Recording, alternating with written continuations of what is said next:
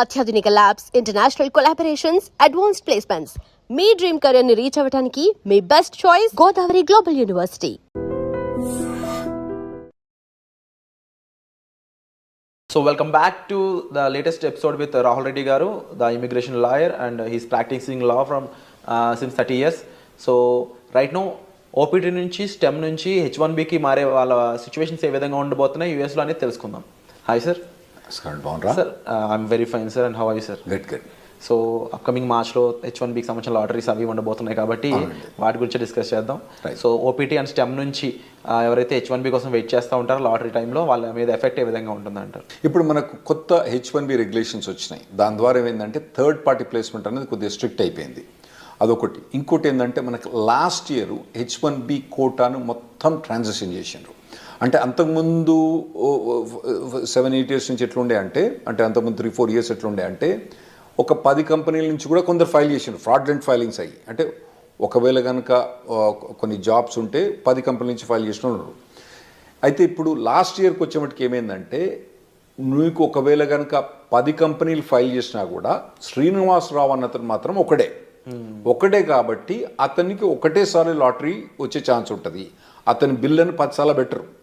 Okay, మనం అప్పుడప్పుడు పెడతాం కదా, చిన్నప్పుడు పెట్టినప్పుడు మన పేరు ఇచ్చి పెడతాం. మన పేరు ఎక్కువ రాయాలంటే ఏం చేస్తాం? 10 సార్లు రాసి అనలేస్తాం. అటువంటి అలౌడ్ లేదన్నట్టు. ఇప్పుడు ఎన్నిసార్లు రాసినా కానీ ఒకటే చిట్టి ఆ శ్రీనివాసరావు గారి పేరుతోటి ఒకటే చిట్టి పోతుంది. ఆ చిట్టి ద్వారా అది లాస్ట్ ఇయర్ ఇంప్లిమెంట్ చేసినారు. ఇప్పుడు కొత్త రెగ్యులేషన్స్ ప్రకారం ఏం చేశారంటే దాన్ని రెగ్యులేషన్స్ ద్వారా చేయబట్టి ఏమైనా కోర్టుల కేసులు కానీ వాటిని ఎదుర్కోవడానికి ఈజీ అవుతాయని చెప్పి వాళ్ళు రెగ్యులేషన్ ద్వారా పోయినరు. అయితే ఇప్పుడు కొత్త ప్రొవిజన్ ఏంటంటే లాటరీ మనం మార్చ్లో ఫైల్ చేసేటప్పుడు కొత్తగా ఫీజు అంతకుముందు $10 ఉండే. $10 ఏంటంటే ఇప్పుడు ఇవ్వాలి, ఇప్పుడు పెద్ద కేర్ చేయరు. సో కొందరు ఫ్రాడ్లెంట్ ఫైల్ చేసే వాళ్ళు కొద్దిగా ఎక్కువ ఫైల్ చేస్తున్నారు, $10. ఇప్పుడు దాన్ని $215 చేసినట్టు. సో కొంచెం ఫిల్టర్ చేయడానికి, కొద్దిగా ఫిల్టర్ చేయడానికి చేసినట్టు. అసలు మేము ఈ రెగ్యులేషన్స్ పాస్ చేసేటప్పుడు మేము ఏమైనా అడ్వైజ్ చేసినామంటే అసలు మొత్తం లాటరీ చేసేటప్పుడు మొత్తం ఫైలింగ్ ఫీజే తీసుకోండి. ఓకే, సెలెక్ట్ అయితే ఆ ఫైలింగ్ ఫీజు ఇవ్వకండి. ఎట్లా మేము కట్టాలి కదా, ఫైలింగ్ ఫీజు కట్టాలి కదా, మేము ఇవ్వకండి అని చెప్పి మేము అడ్వైజ్ చేసినాం. వాళ్ళు ఇన్లే సరే ఏదో $215 చేసిండ్రు. సో ఇప్పుడు కొత్తగా ఓపీటీ నుంచి స్టెమ్ ఎక్స్టెన్షన్ నుంచి ఉన్న వాళ్ళు ఇప్పుడు మార్చ్ అంటే మన దగ్గరకు వచ్చింది. ఇప్పుడు ఆల్మోస్ట్ డిసెంబర్ అయిపోతూనే ఉంది. మార్చ్కు మీకు H1B లాటరీ ఉంది. ఇప్పటి నుంచే మీరు కంపెనీ కానీ కంపెనీ హెచ్ఆర్ కానీ కంపెనీ లాయర్ కానీ కాంటాక్ట్ చేసి టచ్లో ఉండి మీరు H1B ఫైల్ చేయడానికి రెడీ కాండి. అండ్ వీళ్ళు ఎటువంటి జాబ్స్ని చూస్ చేసుకోవడానికి స్కోప్ ఉంటుందంటారు ముఖ్య H1B టైంలో?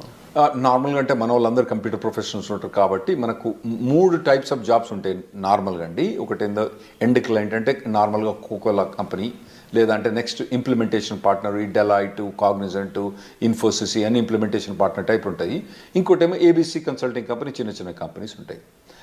అయితే మనం మొదలు కవర్ చేసిన ఎపిసోడ్లో ఏంటంటే కోకోలతో కంపెనీతో పనిచేస్తే కొద్దిగా మంచిగా ఉంటుంది H1B ప్రొవిజన్స్ అని చెప్పినాం.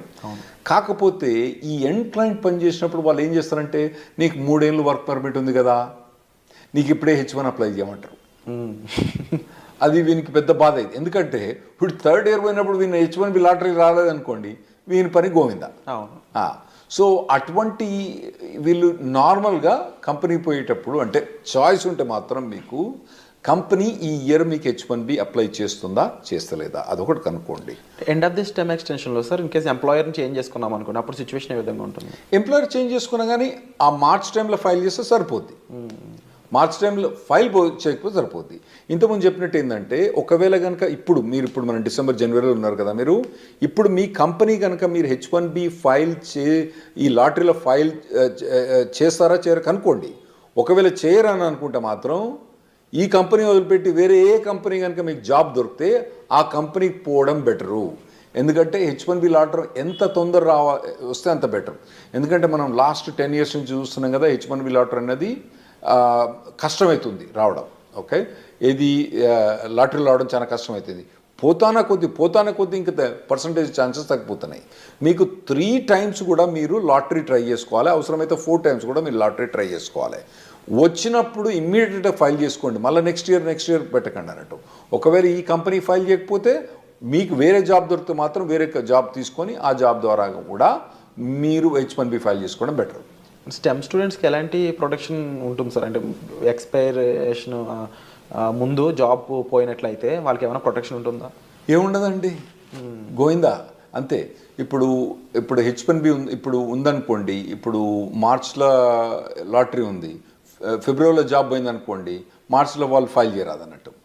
అయితే కొందరు ఏం చేస్తారంటే ఈ కన్సల్టింగ్ కంపెనీ ద్వారా పోయి ఫ్రాడ్లెంట్గా వాళ్ళకి డబ్బులు ఇచ్చో జాబ్ లేకున్నా ఫైల్ చేయించుకుంటారు. అవి అయితే నేను అవాయిడ్ చేయమని చెప్తా. ఎందుకంటే మీరు లాంగ్ రన్లో చూసుకోండి, మళ్ళీ కాకపోతే ఇండియాకి వచ్చి మీరు మళ్ళీ H1B లాటరీ అప్లై చేసుకోవచ్చు, కానీ ఇటువంటి ఫ్రాడ్లెంట్ కంపెనీస్ మాత్రం పోకండి. జెన్యున్ జాబ్ ఉంటే మాత్రమే మీరు H1B ఫైల్ చేయించుకోండి. జెన్యున్ జాబ్ లేకపోతే ఎప్పుడు కూడా H1B ఫైల్ చేయించుకోకండి. లేదు, ఇన్ కేస్ జాబ్ పోయింది అనుకున్న టైంలో స్టెమ్ ఓపీటీ మెయింటైన్ చేస్తూ ఎంప్లాయర్ మార్చుకునే స్కోప్ ఉంటుందా? స్టెమ్ ఓపీటీలో మనకు 90 days ఆఫ్ అన్ఎంప్లాయ్మెంట్ అలౌడ్ అండి. సో ఆ డేస్ని అక్కడక్కడ మెయింటైన్ చేసుకోవాలి. అదే అక్కడ మెయింటైన్ చేసుకోవచ్చు. మెయింటైన్ చేసుకొని దెన్ వేరే జాబ్ కనుక హాప్ ఆన్ అయితే అప్పుడు H1B ఫైల్ చేసుకోవచ్చు. కాకపోతే ఈ మార్చ్లో ఈ H1B లాటరీ ఎప్పుడు ఫైల్ చేస్తారు? మార్చ్ 1st నుంచి టిపికల్గా మార్చ్ 20th కొద్దిగా డేట్స్ అటు ఇటు చేంజ్ అవుతా అంటే ఒక 5-6 రోజులు అటు ఇటు చేంజ్ అవుతా అంటే ఆ టైంలో కనుక జాబ్ లేకపోతే కథం, మనోడు మళ్ళీ నెక్స్ట్ ఇయర్ వెయిట్ చేయాల్సి వస్తుంది. ఈ 90 days కాకుండా, ఈ టైం పీరియడ్ కాకుండా స్టెమ్ ఓపీని ఎక్స్టెన్షన్ చేసుకోలేమంటారా? స్టెమ్ ఓపీటీ అంటే 90 days అన్ఎంప్లాయ్మెంట్ ఎక్స్టెండ్ చేసుకోవడమా, లేదా 2 years స్టెమ్ ఓపీటీని ఎక్స్టెండ్ చేసుకోవడం? లేదండి, స్టెమ్ ఓపీటీ అన్నది 2 yearsకి లిమిటెడ్.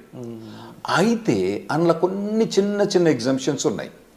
ఇప్పుడు H1B అన్నది మనం మార్చ్లో లాటరీ ఫైల్ చేసినా కూడా యాక్చువల్ H1B అనేది అక్టోబర్ దాకా స్టార్ట్ కాదు. అయితే ఒకవేళ స్టెమ్ ఎక్స్టెన్షన్ కనుక ఈ ఏప్రిల్ నుంచి అక్టోబర్ మధ్యలో కనుక ఒకవేళ స్టెమ్ ఎక్స్టెన్షన్ ఎగ్జాస్ట్ అవుతుంది అనుకోండి, అంటే ఇతని స్టెమ్ ఎక్స్టెన్షన్ జూన్లో ఎక్స్పైర్ అవుతుంది అనుకోండి, ఇతను H1B ఫైల్ చేస్తే ఈ స్టెమ్ ఎక్స్టెన్షన్ ఆటోమేటిక్గా జూన్ నుంచి అక్టోబర్ దాకా ఎక్స్టెండ్ అయింది. అట్లా కొన్ని లిమిటెడ్ ఎగ్జామ్షన్, దాన్ని మేము క్యాప్ గ్యాప్ అంటాం అన్నట్టు. క్యాప్ గ్యాప్ అంటాం. అది ఎప్పటి నుంచి? నార్మల్గా టిపికల్గా ఏప్రిల్ నుంచి అక్టోబర్ దాకా ఎక్స్టెండ్ అయింది. ఏది ఏదైతే కంపెనీ ఉందో H1B change of status file చేస్తే ఆటోమేటిక్గా క్యాప్ గ్యాప్ అన్నది ఏప్రిల్ నుంచి అక్టోబర్ దాకా ఎక్స్టెండ్ అయింది. అండ్ మనం ముందు మాట్లాడుకున్న ఈ రూల్స్ అండ్ రెగ్యులేషన్స్ అన్నీ కూడా పార్ట్ టైంలో కూడా అప్లైకబుల్ అవుతాయా? అంటే ఇప్పుడు స్టెమ్ వాళ్ళు పార్ట్ టైం కూడా సేమ్ ఇదే చేయొచ్చా, లేదా ఫుల్ టైమే చేయాలి కంపల్సరీ? మీరు అన్నట్టు ఒకవేళ కనుక H1B జాబ్ ఫైల్ చేసిన అనుకోండి, పార్ట్ టైం కూడా వాళ్ళు ఎక్స్టెండ్ చేసుకోవచ్చు. ఏది టిపికల్గా ఏప్రిల్ నుంచి అక్టోబర్ దాకా. అయితే ఇప్పుడు కొత్తగా వచ్చిన రెగ్యులేషన్స్ ఏవైతే January 17, 2025 అప్లికే అవుతాయో దానికి యాక్చువల్లీ స్టూడెంట్స్ కొద్దిగా ఈజీ ప్రొవిజన్ ఇచ్చిండ్రు. కపుల్ ఆఫ్ ప్రొవిజన్స్ ఏమి ఇచ్చిందంటే, ఒకవేళ నార్మల్గా మేము H1B ఫైల్ చేసినప్పుడు October 1st డేట్ పెట్టే ఫైల్ చేయాలి, October 2nd ఫైల్ చేయొద్దని చెప్పిన అన్నట్టు. ఇప్పుడు కొత్తగా ఏంది, నువ్వు ఎక్స్టెండెడ్ డేట్స్ అంటే ఇంకా లేట్ డేట్ తోటి, కానీ మేము ఒకవేళ కనుక మేలో ఫైల్ చేసినా కూడా కొద్దిగా లేట్గా స్టార్ట్ డేట్ అంటే వీని స్టెమ్ ఎక్స్టెన్షన్ ఉంటుంది కదండి, ఈ స్టెమ్ ఎక్స్టెన్షన్ ఎక్కువ వాడుకోవడానికి ఇంకా ఎక్కువ రోజులు పెట్టుకొని, అంటే October 1st కాకుండా డిసెంబర్ కానీ జనవరి కానీ స్టార్ట్ డేట్ పెట్టుకొని మేము H1B ఫైల్ చేసుకోవచ్చని కొత్త రెగ్యులేషన్ వచ్చింది. ఇది స్టెమ్ ఎక్స్టెన్షన్ ఉన్న వాళ్ళకు, ఓపీటీ ఉన్న వాళ్ళకి చాలా అడ్వాంటేజ్ అండి. ఎందుకంటే అనవసరంగా 6 years H1B వాడరు. ఇంకోటి ఏంటంటే వీళ్ళకి ఓపీటీ స్టెమ్ ఎక్స్టెన్షన్స్లా వీళ్ళకు 7% ఇన్కమ్ ట్యాక్స్ రిబేట్ వస్తుంది. H1B పోయినప్పుడు రాదు, అంటే దాన్ని యాక్చువల్ ఇన్కమ్ ట్యాక్స్ అన్నాము, సోషల్ సెక్యూరిటీ అంటాము. ఆ సోషల్ సెక్యూరిటీ అన్నది వీళ్ళు కట్టని అవసరం లేదు. సో ఆ ఎగ్జామ్షన్ కూడా ఇది వీళ్ళు ఎక్కువ వాడుకోవచ్చు. ఆ ప్రొవిజన్స్ కూడా ఇచ్చిండ్రు. ఇంకోటి ఏది, స్టార్ట్ డేట్ లేట్ చేయొచ్చు అని ఉంది కదా. ఇంకోటి నేను ఏం చెప్పినా, స్టెమ్ ఎక్స్టెన్షన్ కానీ ఓపీటీ కానీ ఏప్రిల్ నుంచి అక్టోబర్ దాకా H1B ఫైల్ చేస్తే ఆటోమేటిక్ అక్టోబర్ దాకా ఎక్స్టెండ్ అవుతుందని చెప్పిన, దాన్ని క్యాప్ గ్యాప్ అంటాం. దాన్ని వాళ్ళు ఏం చేశారంటే క్యాప్ గ్యాప్ అన్నది అక్టోబర్ దాకా కాకుండా ఏప్రిల్, అంటే మళ్ళీ నెక్స్ట్ ఏప్రిల్ దాకా వాళ్ళు ఎక్స్టెండ్ చేసినట్టు, అంటే దాదాపుగా 1 year ఎక్స్టెండ్ చేసినట్టు. ఓకే. కాకపోతే దాని కిటికీ ఏంటంటే, ఈ క్యాప్ గ్యాప్కు H1B అన్నది ఫైల్ చేయడం కంపల్సరీ. చేసిన వాళ్ళకి మాత్రం లాటరీలో సెలెక్ట్ అయ్యి H1B ఫైల్ చేసిన వాళ్ళకే ఈ క్యాప్ గ్యాప్ వర్తిస్తుంది. తర్వాత ఈ క్యాప్ గ్యాప్ ఎక్స్టెన్షన్ కూడా H1B లాటరీలో సెలెక్ట్ అయ్యి H1B ఫైల్ చేసిన వాళ్ళకే ఈ క్యాప్ గ్యాప్ అన్నది వర్తిస్తుంది. అంటే ఈ ప్రొవిజన్ నార్మల్గా తీసుకొచ్చిన అవసరం ఏం పడిందంటే, H1B నార్మల్గా 5-6 మంత్స్లో అప్రూవ్ అయిపోద్ది. లేదంటే మనోడు ఎక్కువ పైసలు కట్టేస్తారు 3 వారాలకే అప్రూవ్ అవుతుంది ప్రీమియం ప్రాసెసింగ్కి. కొత్త అడ్మినిస్ట్రేషన్ వస్తుంది కదా, కొత్త అడ్మినిస్ట్రేషన్ అప్పుడు ఈ కొత్త అడ్మినిస్ట్రేషన్ కొత్తదేం కాదు, అంతకుముందు ఉన్నదే. అంతకుముందు మమ్మల్ని నరక యాతలు పెట్టింది ఈ అడ్మినిస్ట్రేషన్. వాళ్ళు ఈ ప్రీమియం ప్రాసెసింగ్ ఇవన్నీ సస్పెండ్ చేసినారు.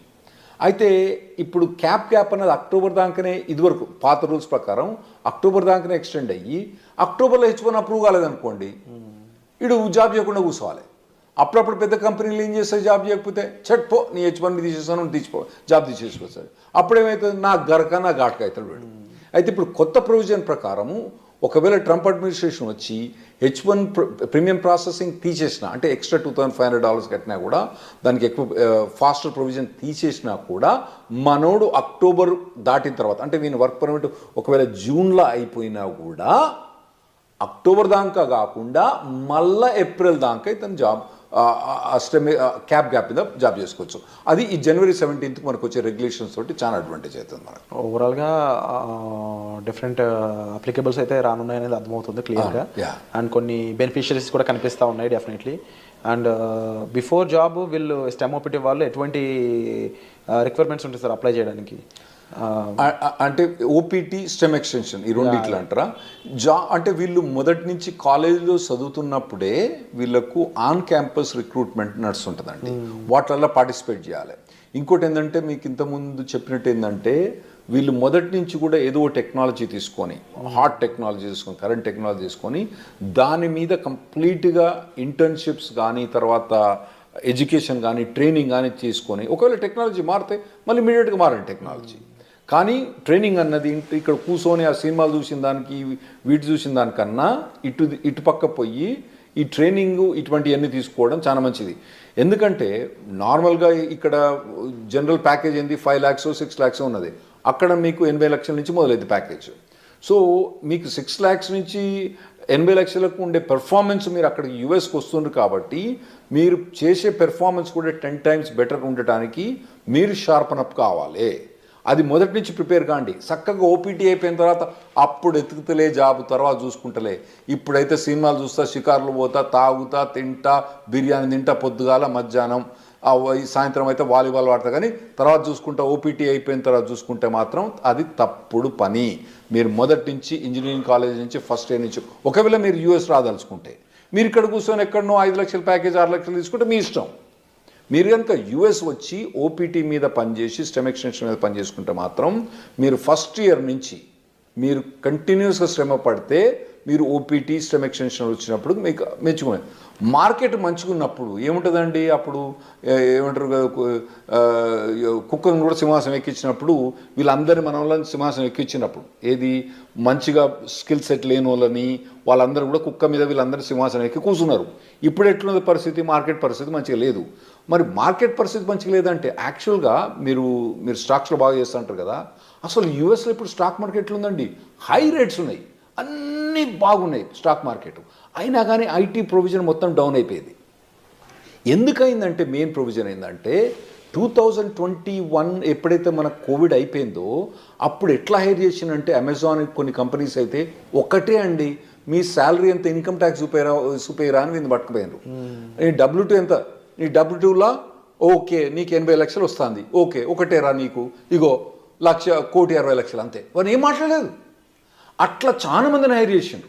చక్కగా తీసుకుపోయి కుక్కను తీసుకుపోయి సింహాసనం మీద కూర్చొని. ఇప్పుడు ఏమవుతుందంటే వాళ్ళందరూ చాలా మంది లే ఆఫ్స్ అవుతుండ్రు, ఇంపాక్ట్ చూపిస్తున్నారు. ఇప్పుడు కొత్తగా వచ్చే పురాణాలకు మాత్రం ఆ లగ్జరీ ఏదైతే 2021-22లో ఏదైతే హైరింగ్ చూసిండ్రో, ఆ తర్వాత అంతకుముందు హైరింగ్ చూసిండ్రో, ఇంకా ముందు మీరు చూడరు. ఆర్టిఫిషియల్ ఇంటెలిజెన్స్ అనేది బాగా డెవలప్ అయింది. దాంతో ఏమవుతుందంటే ఈజీగా ప్రోగ్రామింగ్ అయిపోతుంది. కాబట్టి మీ జాబ్స్ అన్నవి చాలా కష్టమవుతాయి. మీరు మొదటి నుంచి ప్రిపేర్ కాండి. స్పెషల్గా మీరు యూఎస్ రాదలుచుకున్న వాళ్ళు మాత్రం మొదటి నుంచి ప్రిపేర్ అయ్యండి. మీరు ఇక్కడనే ఉండి చిన్న చిన్న జాబ్లు చూసుకుంటే మీ ఇష్టం. అక్కడ కనుక మీకు హై లెవెల్ జాబ్ కావాలంటే అక్కడ లో లెవెల్ జాబ్స్ ఉండవు, ఎందుకంటే వీళ్ళకి జాబ్ ఇవ్వడానికి వీలుండదు అక్కడ. ఏది ఓపీటీ స్పెషలిస్ట్ స్టెమ్ ఎక్స్టెన్షన్లా వాళ్ళు తీసుకొచ్చి $5 $10 జాబ్ ఇవ్వడానికి వీల్లేదు, రెగ్యులేషన్స్ ఎలా చేయవు కాబట్టి వీళ్ళకి హై లెవెల్ జాబ్ కావాలి. కాబట్టి ఆ లెవెల్ జాబ్ కావాలంటే మీరు ఇప్పటి నుంచి ప్రిపేర్ కావడం better. Wonderful sir. So latest updates కోసం చూస్తూనే ఉండండి. అండ్ చాలా విషయాలు అయితే మనకు రాహుల్ రెడ్డి గారు చెప్పడం జరిగింది. సో మీరు వీటిపై ఏమనుకుంటున్నారు, మీ ఒపీనియన్ కామెంట్ సెక్షన్లో మెన్షన్ చేయండి. And thank you so much for the wonderful. Thanks అండి.